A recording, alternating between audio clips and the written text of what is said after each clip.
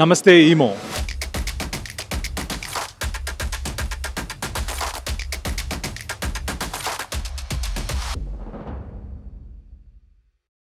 I am Ramanan from Poppies Automation Private Limited. We are an Indian company having a branch in different places.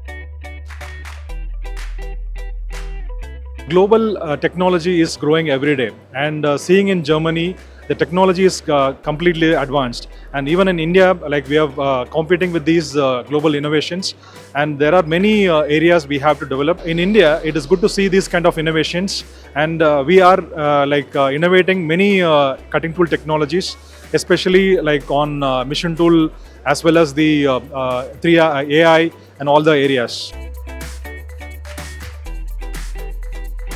I've come across many innovations in Hannover.